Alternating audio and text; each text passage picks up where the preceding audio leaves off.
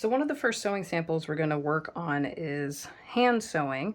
And for those of you who may have never sewn with hand sewing needles before, I wanted to show you how to thread a needle and how to tie knots in your thread. You will need some kind of thread, preferably 100% cotton or an all-purpose thread. I'm using blue for demonstration purposes, but you can use whichever color you like. Hand sewing needles, these are my preferred brand of needles, the Clover No. 9 Sharps. You'll need some kind of cutting tool, either snips, scissors, or some small embroidery scissors. And if you wish, you may use a needle threader. So for those who may not be familiar, if you purchased a pack of needles, you might see something that looks like this. It looks like a little piece of metal, almost looks like a little silver coin, with a small piece of wire attached to the end of it. There's that small piece of wire at the end of it. This is a needle threader. These are really common. I have another needle threader here, a Clover brand needle threader that has two pieces of wire on either end. Let me see, hang on. All right, here we go. A white surface, make it a little bit easier to see that little piece of wire at the end, and it has a second one on the other side, a little bit more narrow, just in case something happens to the other end. So if you ever see a device like this with these little diamond-shaped pieces of wire hanging out of the end of them, that is a needle threader. So I'll show you how that works. I'm going to cut a length of thread. And it's important to note, if you have not done hand sewing before, you want to keep the length of your thread relatively manageable. A good measuring tool that you always have on hand, literally, is the length of your arm. You can hold your thread in one hand and then measure down the length of your arm close to your elbow. That's about a good length. You can maybe give yourself an extra 5 or 6 inches from there. But much longer than this. This is about the length of my full arm. It's going almost up to my shoulder, almost. So from the tip of my fingers to my elbows with an extra 6 inches or so of thread, that's a good standard length for your thread. Any longer than that and the thread starts to get unruly, it'll twist and knot on itself while you're trying to work. And that can just be a pain to deal with. I'm going to put my thread away. I have a particular spool here that has tiny little grooves on either side of the spool, and I can just slide my thread in between those two grooves. Keeps the thread from unraveling. Let me zoom in here on this nice white background so you can clearly see what I'm doing. There we go. I'm going to grab one of my needles. And if you take a look at your hand sewing needles, you should see a tiny little hole near the top. That is the eye of your needle. And we're going to put the thread through that eye. So I'm going to show you how to do this by hand. Just take your thread, place it in the eye of that needle. There we go, that's a little bit better.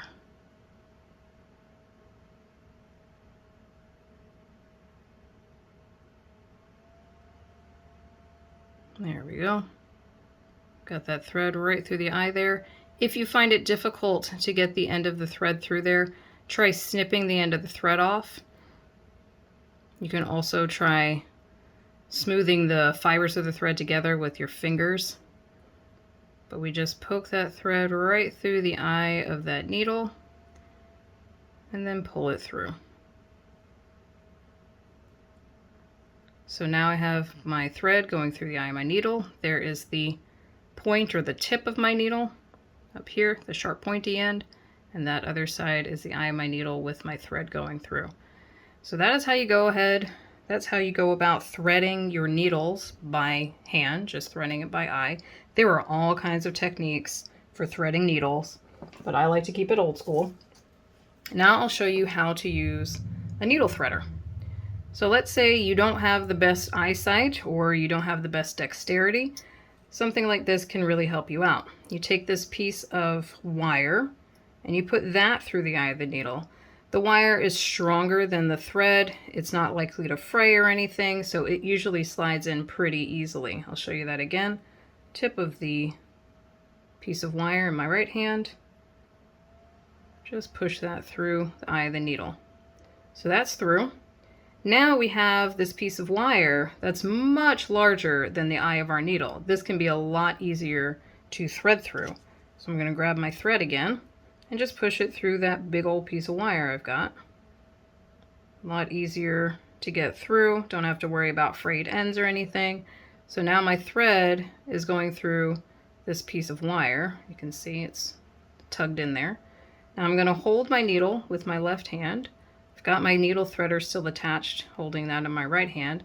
Holding my needle pretty firmly, I'm going to pull that needle threader back out, give it a tug, and your thread should slide back through. I'll show you that one more time. Needle,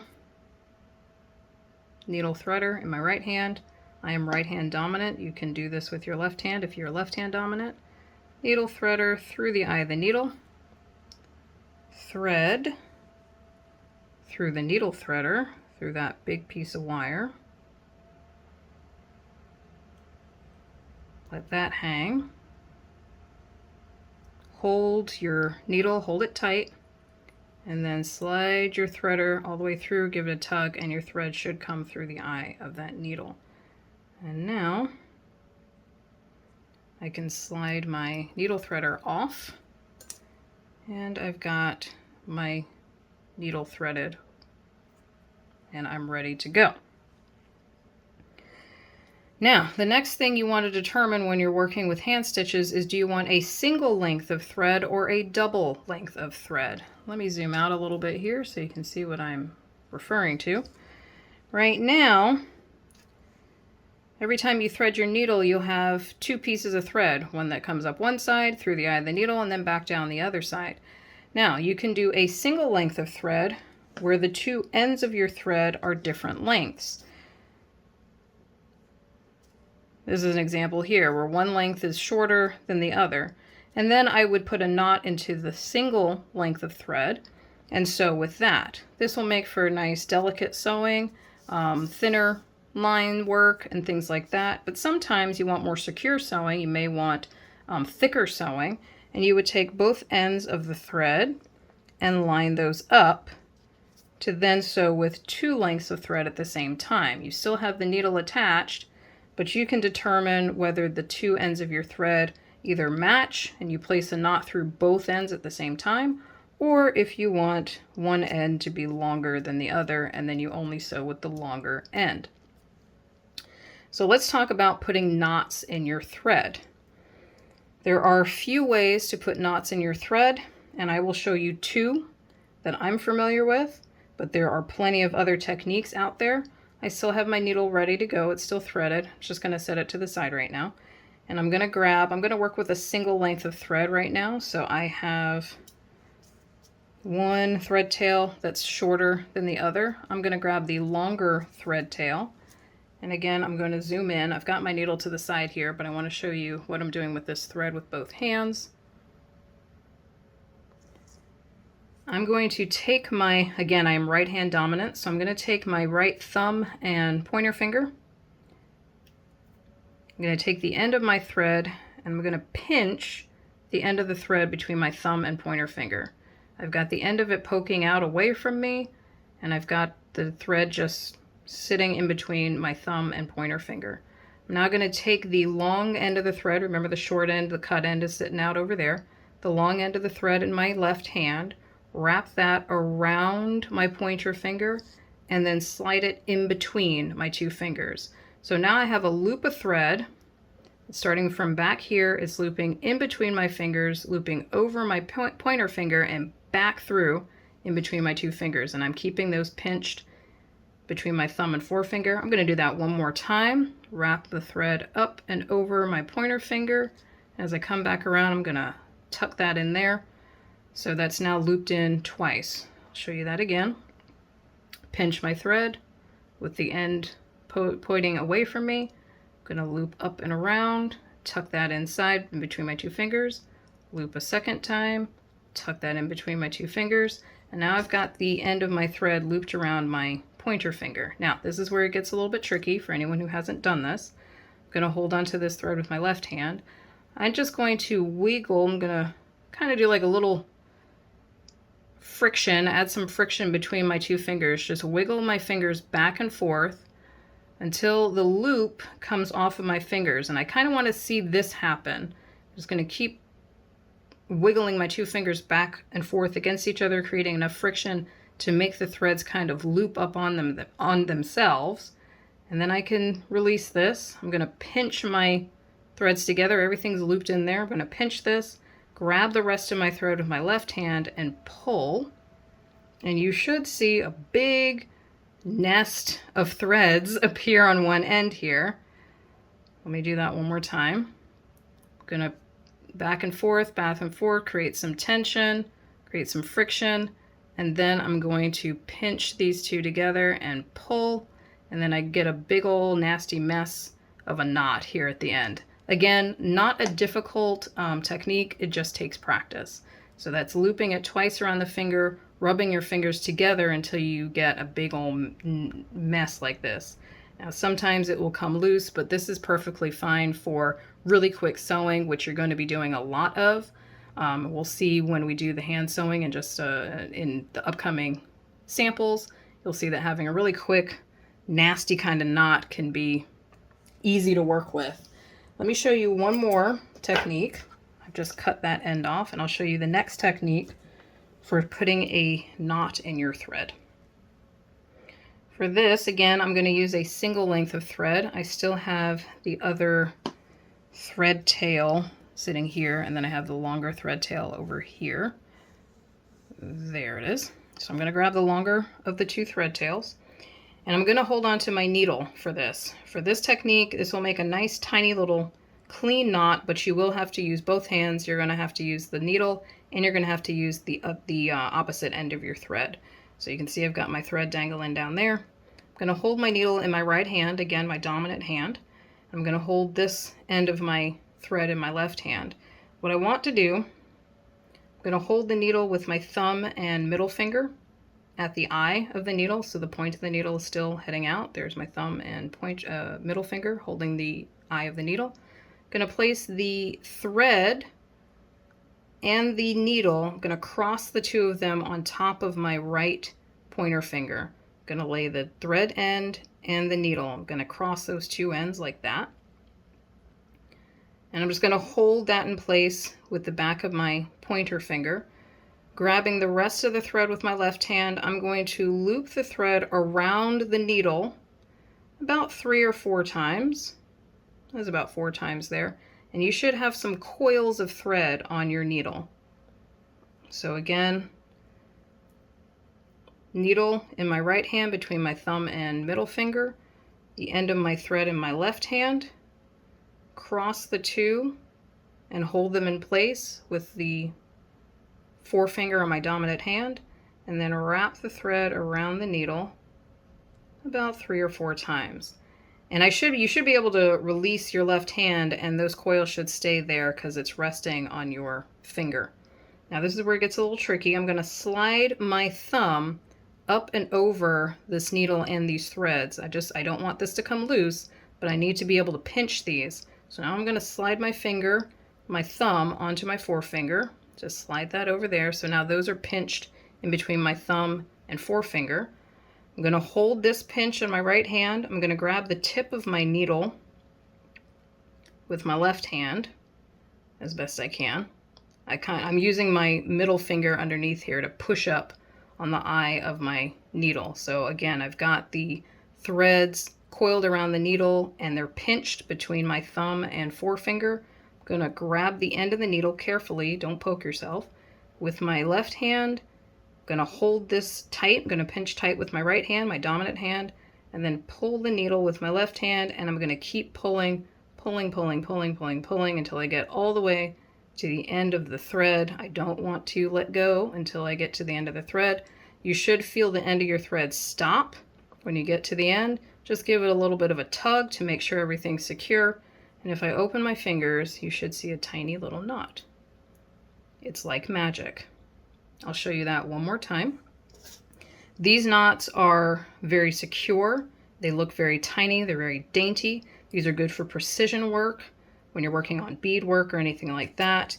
And you don't want, you know, the knots might be visible for some reason. These are a good knot to have for hand sewing. Again, I'm holding the needle in my right hand, my dominant hand, thumb and middle finger, holding the end of my thread in my left hand. I'm going to use my right forefinger. I'm going to place the thread down first, then the needle, and let go. That should be held in place. Grabbing the rest of the thread, wrapping about 3 or 4 times around the needle until I get some little coils there. I'm going to slide my thumb over so I can pinch that. Now, I did it a little bit better this time. I've got a little bit more of my needle to hold on to. If for some reason your needle isn't poking out there, you can use your middle finger to kind of push up the eye of the needle. I'm going to pinch this with my thumb and forefinger on my right dominant hand. I'm going to hold the needle with my left hand and then pull, pull, pull, pull, pull. Keep pulling until I get to the end of the thread. You should feel the thread give you some resistance when you get to the end, and then open up your fingers and there's another little knot. So practice your knot making so that you're ready for the hand sewing samples that are coming up. You'll be using a lot of hand sewing when you are working on any garments. There's a surprising amount of hand sewing involved in the fashion industry. Not everything is sewn on the machines. The next thing I want to show you and I want to make mention of is where you place your knots. Please place your knots at the end of your thread. I have seen some folks who will place their knots at the end of their needle. They place a knot at the end of the needle. And I want to show you why that's not a good idea.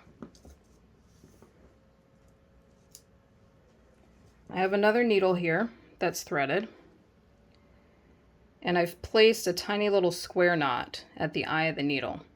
Just tie the two ends together into a square knot at the eye of the needle. One of the reasons you don't want to do this is if you're not careful, or if you're using a very fine needle, or you make a really big knot, even if you've got a small knot on there, when you go to sew through your fabric, this knot is going to have to pass through your fabric every time you take a stitch. So I take a piece of fabric here, I'm going to push my needle through. If I'm working with delicate fabrics, this knot, trying to pass this knot through this fabric, could leave a hole. It could snag my fabric, it could leave a hole in my fabric. It's not good practice. And if that's not a good enough excuse to not put knots at the end of your needle, if I have a long piece of thread here, and I've intentionally threaded this very long. Again, you shouldn't be threading your needles with thread this long, but let's say you've got a long piece of thread attached.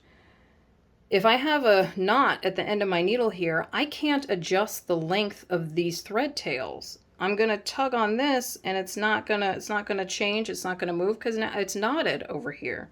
If I tug on the short end, it's just gonna make that knot tighter. Now, if instead I take this knot out, this is another reason it's not good, because it's really difficult to take this knot out after you've been sewing.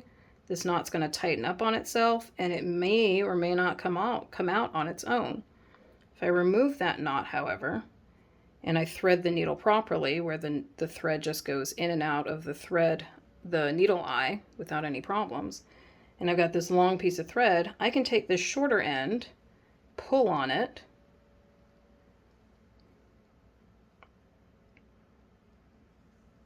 and now suddenly I have a lot less bulk to have to worry with in terms of the length of my thread. So if for some reason you need to have a long length of thread because you're sewing a larger piece, a larger area, if you put a knot in the end of your thread, you can't adjust the tails of your thread. With this, I can make two longer tail ends, and as I'm working and this gets worked into my fabric, I can adjust my tails again and get more length out of it. So please avoid putting knots in the end of your needle. Please place your knots at the end of your thread. It's just going to make your life much easier when you're sewing. The last thing I want to show you when it comes to hand sewing, and this is more advanced, you don't have to do this, but it can be very helpful, is working with thread wax. You might see something like this. You may see this in a smaller container. You might see just the wax by itself and not in a plastic container. But if you ever have a question about like, what is this? What does it do? What's it for? This is for waxing your thread. And I'll show you what happens when you wax your thread. Take a look at the end of my thread here. If I hold on to the end of my thread, it's just kind of dangling there. It's not going anywhere. It's kind of loosey-goosey. And when I go to sew, especially if I'm sewing with a long length of thread, it's very likely the thread will tangle on itself when I'm working. So I'm going to go to the iron and I'll show you how to go about waxing your thread. Okay, I'm over at my iron. I've got my needle with my red thread in it. I've got my wax. This is just beeswax that's held in a plastic housing. And the other thing I'm going to need is obviously an iron. I'm going to use my domestic iron here, get that warmed up. And you're going to need a scrap of fabric. This is just a small scrap of muslin fabric. I'm going to set that aside for right now. When you wax your thread, I apologize for my iron, grab your threaded needle. Make sure you've got your needle threaded. Grab the threaded needle in your dominant hand and slide the thread between one of these grooves in this plastic housing. If you don't have a plastic housing, you just glide it along the edge of the beeswax. But these plastic housings are so you have a place to lay your thread. And you should see the thread butt up against the edge of that wax in there. And I'm going to pull my needle with my dominant hand and glide my thread through this wax. I'm just going to keep going and going and going. And grab the rest of it and pull the rest through. There we go. So now my thread has some beeswax on it, and you're going to feel a difference just by doing that. I'm going to go one more time just to make sure it's got a good coat on it. And this is a practice. This will come with practice. How many times you thread how many times you wax your thread, what kind of threads you're using, what kind of wax you're using. But I've got some wax on my thread. You're going to feel a difference. That alone is going to help your hand sewing because the wax helps to seal the fibers of the thread so it's nice and slick. To keep it from catching on itself, it's going to help prevent tangling when you're sewing. But to take it one step further, I'm going to grab my fabric here, my scrap piece of muslin. I'm going to lay that down. I'm going to place my needle and my thread onto my fabric and cover the other half of my fabric. So now I've got the thread sandwiched in between two pieces of scrap fabric. And I'm going to grab my hot iron here. I'm going to place my iron on top of my thread, grab my needle, and then pull my thread through the fabric with the hot iron on top. There we go. And my iron is having a field day. Again, you're going to feel a difference when you go through that, but let me show you the end of my thread one more time. Now, the last time I held this, it just kind of flopped on its own. Now I can hold it and it's sticking straight out. It doesn't flop from gravity. It makes the thread stiffer. This is also going to prevent the thread from knotting and tangling on itself. This is, again, a more advanced technique, but if you ever wonder what this is for, this is it. It makes your thread stiffer, gives it more body, makes it slicker, prevents it from tangling on itself, and it can really help you out in the long run. It's going to seem like a lot of extra work to do on the front end, but it is going to save you time on the back end. You're not going to spend time trying to unravel and untangle your threads when you're sewing. And that should get you started for our first sample, our hand sewing sample.